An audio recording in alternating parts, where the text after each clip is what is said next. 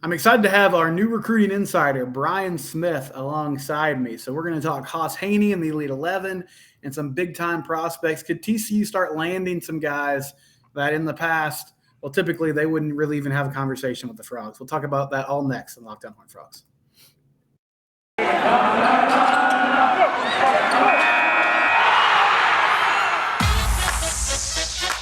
You are Locked On Horned Frogs, your daily podcast on the TCU Horned Frogs, part of the Locked On Podcast Network, your team every day.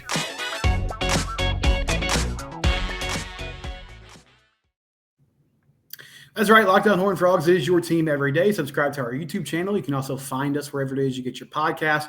We'll just jump right into it. We're going to talk some ball today, which I know is why you guys tune in. And we have a great guest with us. This is Brian Smith.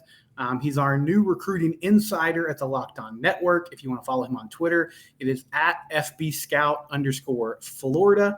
And Brian, one day maybe we can argue about Texas high school football versus Florida high school football, because I know our fan base might want to hear a little bit about that. But you are in a talent-rich state, and yes, you are. And a QB in the state of Texas named Hauss Hejny. He got invited to the Elite 11 finals in Los Angeles yesterday. And so the big debate with Hauss for TCU fans has been right now he's currently, by most scouting services, a 3-star prospect. He's a little undersized. He's under 6 feet tall. He did win a state championship at the 5A level here last year. But TCU fans have been saying maybe if he keeps doing well at these camps, at these, evaluation summits, he could rise a little bit. Possibly, could he be a 4-star? Is that sort of his ceiling by the time he signs the dotted line, provided that he does that in a few months? But how big is it from just a prestige standpoint, and for him from a competition standpoint to be there with the best of the best at what's become the premier event for quarterbacks in the country at the Elite 11 finals? It's huge. You need guys to come in and make plays for you, and what better way to do it is having a quarterback like this that other recruits are going to see and want to play with, whether they want to admit it or not. A lot of receivers check out and see who's in those finals. I've had a lot of off-the-record conversations, kids in Florida, Georgia, et cetera, where I travel around to. They know who the guys are, and it helps dictate where they go to school. It's Jeremiah Smith, who's down here, and I think he's the best player in the country. He's a receiver committed to Ohio State. One of the reasons he wants to go to Ohio State is they always got quarterbacks. Yeah. Do you blame him? He's a wide receiver. Sure. So it's just proof and pudding, because he had 50, 60 offers. So you're looking at a situation where he's going to go compete against the absolute best players in the country. You do the exact same drill that the guy before you did. Everybody gets graded. It is as straight down the middle as it gets. It's fair as it can get. And they got great guys there too. Like Stroud was there last year, among others, and Caleb Williams. And they're all trying to help these kids. They go through the drills and stuff too, just for fun. And it's a lot of good times, man. And the kids will learn from it. So yeah, it's important for TCU because they're trying to take that next step and recruit kids that are 4-star consistently. This is part of the process. Right. And I mean, you talked about this off air with me a little bit, but there is somewhat of a pressure cooker with this event. There's a lot of people there. You've seen quarterbacks in the past who maybe didn't perform as well as you thought. So, I mean, is it really an opportunity where you're going to see the cream rise to the top to a certain extent, because you are competing at a high level with a lot of great evaluators and just talented quarterbacks there as well? Well, the kids that usually do well there, by and large, end up doing really well at the college level. So I want to throw that out first. Now, this event does typically favor, by a long shot, the more traditional West Coast guy, because you're not measured on running so much. Sure. They'll do rollout stuff and accuracy off of it, but 80-90% of what you're doing is when you drop back, do you hit the right step? Do you release it in a certain time? And is it accurate? Repeat. And you're going to throw about 1,000 balls in 3 days. It's insane how many they throw. So if you're good at that, you're okay. The interesting thing with this young man is he's one hell of an athlete. Right. I mean, he can fly. But when I watched him release the ball and throw deep, he was accurate. If he was 6'2", he'd have 50 offers. He's 5'11". It's that simple. Height with quarterbacks, with a lot of the quarterback coaches that I've been around, Man, they don't mess around. You're not over 6 foot, they're not touching you. Sure. It is what it is. So he's at that disadvantage, but the accuracy and everything, I think he's going to do pretty good there. And he's probably going to surprise some people. Are there any of those like athletic spark tests going on? I mean, you talked about his speed. Like, will they factor that in at all, or is it mainly just making the throws in the pocket? I mean, they'll do some basic measurements and stuff, but that's not really a part of how they evaluate who ends up being ranked. Mm-hmm. So it's not that big a deal to them. They do that like at the regionals when I've been to a gazillion of these, Florida, Georgia, all over the place.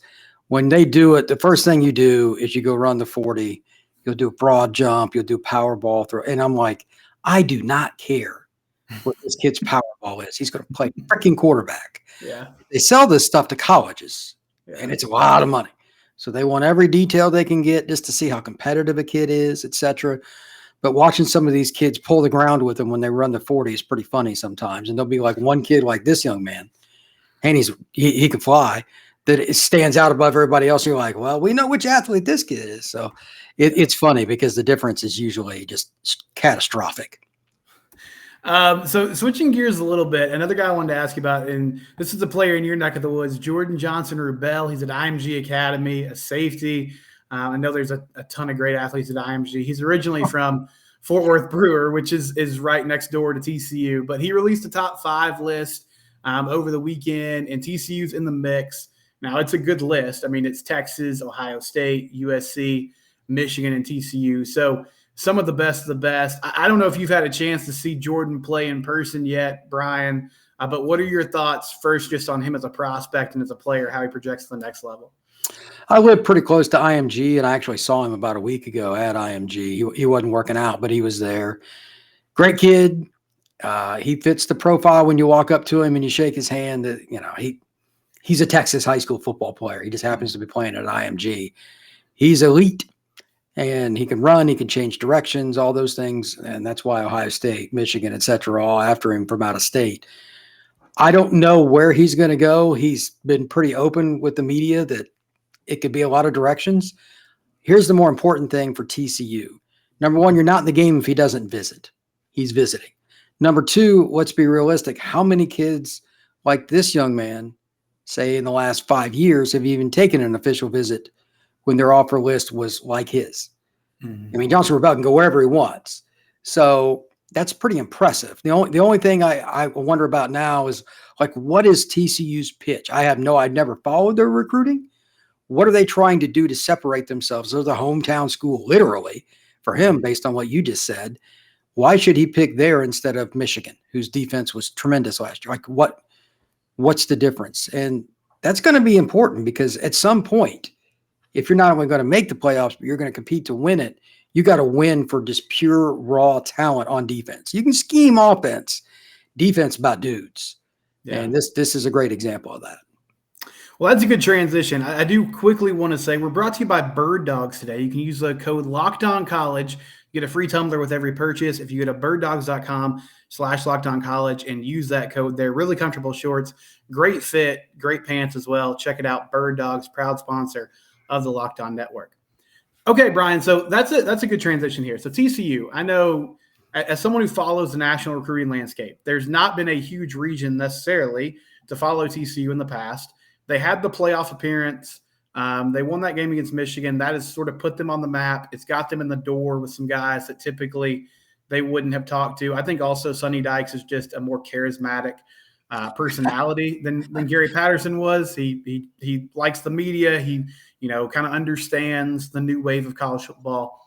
But if you're not one of the blue bloods, I know you're down there in Miami. Miami has big time NIL funding. They're ready to spend money.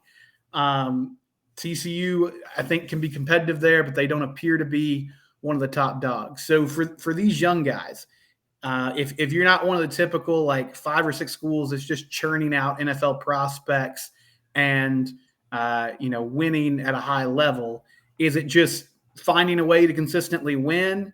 Is it finding a way to compete with NIL? Is it different with every prospect? What kind of niche do you have to sort of fall into if you're an outsider to get to where you can compete on a more consistent level with some of the schools that we're talking about? First off with that, I mean, it's a broad question, but it's the one that everybody's trying to do. So good for you for just bringing it out there. You're not going to out-recruit Georgia on the D-line. This just in. And I don't care if you're even freaking Tennessee.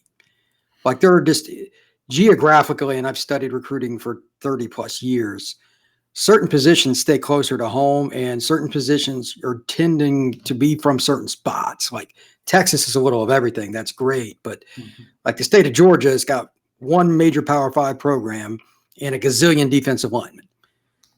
Kirby lets kids go that everybody else wants because he can. It's just a complete carte blanche. Right. Whereas in Texas, what are there, 10 schools, something like that are play Power 5? And, half dozen of them or so are really good. It's harder to do it in Texas. So TCU needs to do some of the traditional things. They still need to get a couple transfers here or there, maybe take a JUCO kid every now and then. But more than anything, it's development and keeping your players home. This is the niche, that last part that is very specific. And I hate saying this is true, though. Teams are recruiting kids off other people's rosters. It goes beyond it. It's just blatant, open-ended warfare. There's a certain school in LA in particular that everybody's probably familiar with that's doing that. They're not even really recruiting high school kids all that much. What does that tell you?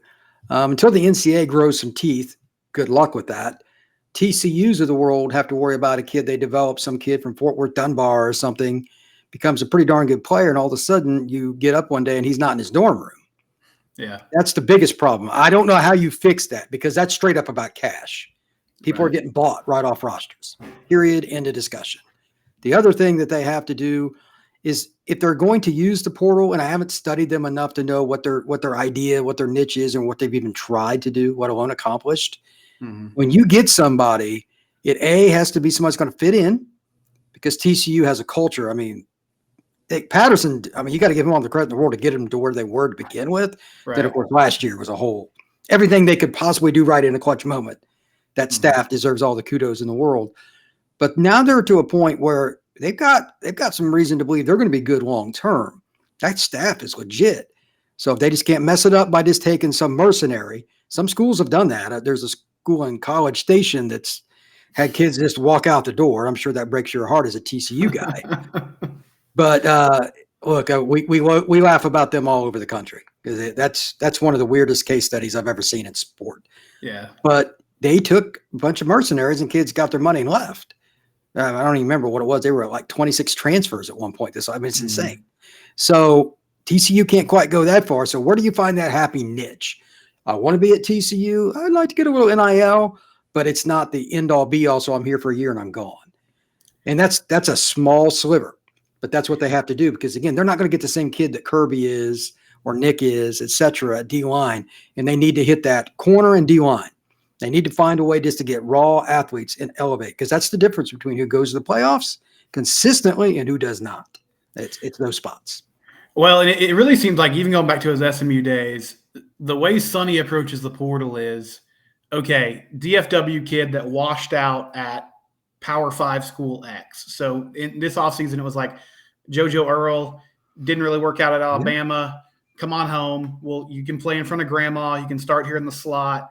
And so I'm not sure, and I think we'll see how sustainable that is, but it does feel like they're kind of scouting like, okay, who's at the 2 deep, the 3 deep at Alabama, Georgia, Tennessee that wants to come back home and play. And then maybe we can find a way to plug them in a spot and absolutely and get them where they need to go. So it's an interesting theory that they're testing there, but it's not what Jimbo's doing, which obviously didn't work last season. I've heard that some of their boosters have been turned off by the results and the cash is not flowing so well there in Aggie land. So it's interesting, but they better figure it out now because they're going to have more transfers and that's a chance when somebody goes down though. Hey man, this is all out warfare. If somebody enters the portal, you got to be a competitor, especially a Texas kid. Right. Texas, Arkansas, Louisiana, Oklahoma, TCU needs to be in those battles again, especially for defensive guys. I think we all can say safely that Sonny has figured out offense. That is the understatement of the millennium. That guy he understands the passing game, and he's one of my favorite coaches to study. They just need to get more defensive guys, and they can consistently be on the door. It's going to be 12 teams pretty soon to make the playoff. Right. Why not TCU? They're in freaking the Dallas Metroplex. Mm-hmm. The talent level there is there. If they just get a little bit more out of the high school, a little bit more out of the portal, they can be 9-3 or better every year.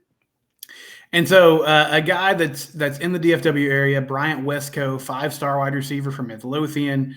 His visit list, Brian, he just visited USC. TCU does have an official visit scheduled in June. I think he's also going to go up to Tennessee. Oklahoma's highly involved there. You talked about receivers. You're always looking at the quarterback. That's a big part of it. Who's throwing the ball to you? Sure. But is this a guy that you feel like they can get traction with in the coming weeks as he starts to take the tour of the country? I think this is another two-parter. I can't imagine him picking in TCU this summer just based on history, but nobody had ever predicted TCU to go to the playoffs other than probably some TCU fans. Mm-hmm. So he's probably a little bit shocked because when his junior year is usually when kids, their recruitment kind of goes bonkers. Right. If you're really, really good, then that's a whole nother deal. But this kid, elite speed. He has the length. He has the ability to change direction. He's got height. So he's had some of that. But now TCU, it's more or less the local school, is right here. Do I go off to Oklahoma or Tennessee or somewhere else? I don't know how to grade this, and it's very rare that I don't have an opinion, but there's just no case study on it because this is brand new. There's no evidence what a kid's going to do, and this is the first chance. But it's also a litmus test for Sonny and his coaching staff. Again, if you're going to consistently compete at the highest levels, especially with a kid that grew up within an hour of where your campus is, you better sign some of them. Mm-hmm. So, and not only if they don't get him, does that suck?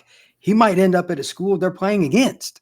Right. So, I mean, this is a double-edged sword. And it's one of the reasons that, like, historically, Bear Bryant used to take a couple of fringe kids in the state of Alabama because he just didn't want them to go to Auburn. Literally, like he admitted it to people. Gotcha, yeah. I mean, it's all about tactics with your roster. I'm not saying I'm Bear Bryant, but if I'd have had the talent that he did, I bet I'd have won some games too. So sure. It's just part of the deal. Like recruiting is probably 80% of who wins college football. Mm-hmm. I know nobody wants to hear that because then recruiting is what it is. Outside of the top 5, it gets a little murky, but the top 5 schools are the ones that are always in the top 5 in the rankings. So TCU has a chance here, and I'm fascinated with it because what are kids like this going to do? Do they want to stay home and take a shot? Because can you imagine how cool it would be for him to walk around the Dallas area if he committed to TCU? Oh, yeah. He would get and first day on campus? Are you kidding me? That'd be pretty cool. And I'm sure they're pitching that. I would if I was Sonny. That would definitely be something I'd look at. We'll watch that one closely. We'll take a quick break, and then I got one more prospect to ask Brian about. That's coming up next on Locked On Horned Frogs. Okay, final thing for you on Locked On Horned Frogs. Brian Smith here with us. So Tobias Stepps, recent commit for TCU. Good frame here, 3-star tackle at the moment. Hasn't played the O-line for an extended period of time yet, Brian, but hopefully, get some good experience there his senior year. Had some injuries last season. But what have you seen from him when you turned on the film and just from his size and frame that you like about Tobias as he commits to TCU? When I first saw a picture of him when I was watching his huddle film, I always try to get a first impression. I know it's film. It's not the same as being in person. That's why I travel around so much. It's different. But he reminds me of a defensive lineman. He's so svelte. He is put together. You're like, oh, wow. He needs to add a lot of weight, but can't teach his feet, can't teach the ability to change direction, and he's got some powerful hands. So this is a long-term prospect. It's going to take a while because O-line's a long deal anyway. You're always learning. But it's incredible how many guys have played in the NFL in my lifetime that were either defensive linemen in college or at least defensive linemen coming out of high school and transitioned, or a tight end, etc. Sounds like he's one of those kind of guys. And with his feet, he could be a left tackle. And you know what? Gary Patterson would have loved this recruit. And I think Gary, we can all agree, can coach football.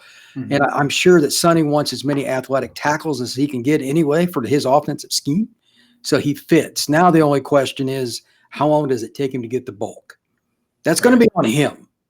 Stepps is a really talented kid, but you got to really adhere to what the strength and conditioning coaches say, as well as the nutritionist, and every school's got that. Mhm. So if he does that, he can be a 310-pound left tackle that eventually gets drafted, because you can't teach him the God-given ability he's been given. Now it's just got to go through the process, and then maybe 2-3 years from now, he'll be the starter for the Horned Frogs. Again, Brian Smith, that's at FB_Scout_Florida on Twitter. Brian, if people follow you on social media, what can they expect from the work you put out there on a daily basis?